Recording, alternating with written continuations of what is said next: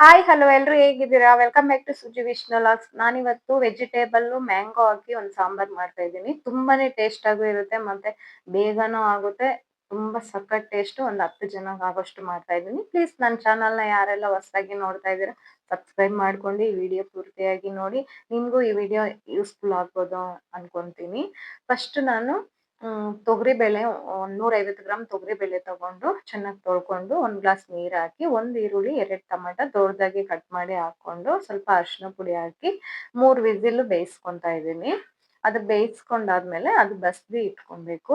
ಇನ್ನೊಂದು ಬಾಣ್ಲಿ ತಗೊಂಡು 1 ಸ್ಪೂನ್ ಕಡಲೆಬೇಳೆ, 1 ಸ್ಪೂನ್ ಉದ್ದಿನ ಬೇಳೆ, 1 ಸ್ಪೂನ್ ಜೀರಿಗೆ, ಅರ್ಧ ಸ್ಪೂನ್ ಪೆಪ್ಪರ್ ಮೆಣಸು, ಆಮೇಲೆ ಮೆಂತ್ಯ 1/4 ಸ್ಪೂನು, ಸಾಸಿವೆ 1/4 ಸ್ಪೂನ್ ಹಾಕಿ ಫ್ರೈ ಆದ್ಮೇಲೆ ಬ್ಯಾಡಗೆ ಮೆಣಸಿನ್ಕಾಯಿ ಒಂದು 6-7 ನಿಮ್ಗೆ ಖಾರಕ್ಕೆ ಎಷ್ಟು ಬೇಕೋ ಅಷ್ಟು ಹಾಕೊಂಡು 1 ಕಪ್ಪು ತೆಂಗಿನಕಾಯಿ ತುರಿ, 1 ಸ್ಪೂನ್ ಧನಿಯಾ ಪುಡಿ ಹಾಕಿ ಫ್ರೈ ಮಾಡಿ ಅದನ್ನ ನುಣ್ಣಗೆ ಪೇಸ್ಟ್ ಮಾಡಿ ಇಟ್ಕೊಂತಾ ಇದ್ದೀನಿ.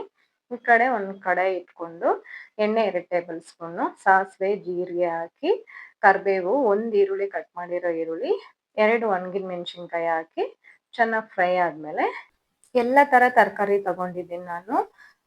ಇದ್ರಲ್ಲಿ ನಿಮ್ಗೆ ಯಾವ ತರ ತರಕಾರಿ ಬೇಕಾದ್ರೂ ಮಿಕ್ಸ್ ಮಾಡ್ಕೊಬಹುದು. ನಾನು ನುಗ್ಗೆಕಾಯಿ, ಬದನೆಕಾಯಿ, ಆಲೂಗಡ್ಡೆ, ಕ್ಯಾರೆಟ್, ಬೀನ್ಸ್ ತಗೊಂಡಿದ್ದೀನಿ. ಇದಕ್ಕೆ ಮ್ಯಾಂಗೋ ಕೂಡ ಸೇರಿಸ್ಕೊಂತಾ ಇದ್ದೀನಿ. ಸ್ವಲ್ಪ ಫ್ರೈ ಆಗೋವರೆಗೂ ಫ್ರೈ ಮಾಡ್ಕೊಬೇಕು. ಎಣ್ಣೆ ಎಲ್ಲ ಬಿಡ್ಬೇಕು. ತರಕಾರಿ ಬಂದು ಎಣ್ಣೆಯಲ್ಲೇ ಫ್ರೈ ಆಗ್ಬೇಕು ಸ್ವಲ್ಪ ಹೊತ್ತು. ಈ ತರ ಮಾಡೋದ್ರಿಂದ ಸಾಂಬಾರ್ ತುಂಬಾನೇ ಟೇಸ್ಟ್ ಆಗಿರುತ್ತೆ. ಅದಕ್ಕೆ ಸ್ವಲ್ಪ 1-2 ಟೊಮಾಟೊ, ಸ್ವಲ್ಪ ಇಂಗು, ಅರಿಶಿನ ಪುಡಿ, ಉಪ್ಪು ಹಾಕಿ ಈ ತರ ಚೆನ್ನಾಗಿ ಫ್ರೈ ಮಾಡ್ಕೊಂಡು ಎಣ್ಣೆ ಎಲ್ಲ ಮೇಲೆ ಬಿಡ್ಬೇಕು. ಅಲ್ಲಿವರೆಗೂ ಫ್ರೈ ಮಾಡ್ಕೊಬೇಕು. ಫ್ರೈ ಆದ್ಮೇಲೆ 1 ಗ್ಲಾಸ್ ನೀರ್ ಸೇರಿಸ್ಕೊಬೇಕು. ಫಸ್ಟ್ ತರಕಾರಿ ಎಲ್ಲ ಒಂದು ಅರ್ಧ ಬೇಯಿಸ್ಕೋಬೇಕು.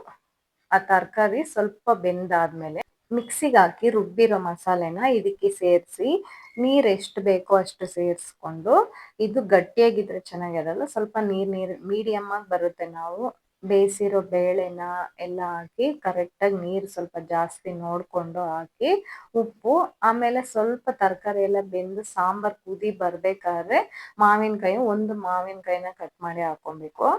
1 ಮಾವಿನಕಾಯಿ ಹಾಕೊಂಡ್ಮೇಲೆ ರುಚಿಗೆ ಎಷ್ಟು ಬೇಕೋ ಅಷ್ಟು ಉಪ್ಪು ಹಾಕಿ ಚೆನ್ನಾಗಿ ಕುದಿಸ್ಕೊಬೇಕು. ಒಂದು 10 ನಿಮಿಷ ಆದ್ರೂ ಚೆನ್ನಾಗಿ ಕುದಿಸ್ಕೊಂಡ್ರೆ ಮ್ಯಾಂಗೋನು ಬೆಂದಿರುತ್ತೆ, ತರಕಾರಿ ಎಲ್ಲಾನು ಚೆನ್ನಾಗಿ ಬೆಂದಿರುತ್ತೆ. ತುಂಬಾನೇ ಟೇಸ್ಟ್ ಆಗಿರುತ್ತೆ. ಹಬ್ಬಗಳಿಗೆಲ್ಲ ಈ ತರ ಮಾಡ್ಕೊಂಡ್ರೆ, ನಾನು ಇದು ಯುಗಾದಿ ಹಬ್ಬಕ್ಕೆ ಮಾಡಿರೋದು ಸಾಂಬಾರು. ಅದನ್ನ ನಿಮ್ಮ ಹತ್ರ ಶೇರ್ ಮಾಡ್ಕೊತಾ ಇದ್ದೀನಿ. ಪ್ಲೀಸ್ ನನ್ನ ಚಾನಲ್ನ ಯಾರೆಲ್ಲ ನೋಡ್ತಾ ಇದ್ದೀರಾ ಸಬ್ಸ್ಕ್ರೈಬ್ ಮಾಡ್ಕೊಂಡು ನೋಡಿ. ನನ್ನ ಚಾನಲ್ಗೂ ಸಪೋರ್ಟ್ ಮಾಡಿ. ನಿಮ್ಗೆ ಏನಾದ್ರು ಇಷ್ಟ ಆದರೆ ಒಂದು ಲೈಕ್ ಮಾಡಿ. ನೀವು ಟ್ರೈ ಮಾಡಿ ಕಮೆಂಟ್ ಅಲ್ಲಿ ತಿಳಿಸಿ. ಲಾಸ್ಟ್ ಅಲ್ಲಿ ಕೊತ್ತಂಬರಿ ಹಾಕಿ ಕುದಿಸ್ಕೊಂಡ್ರೆ ಆಯ್ತು. ತುಂಬಾನೇ ಟೇಸ್ಟ್ ಆಗಿರುತ್ತೆ, ಸಕ್ಕತ್ತಾಗಿರುತ್ತೆ. ಈ ತರ ಟ್ರೈ ಮಾಡಿ ನೋಡಿ.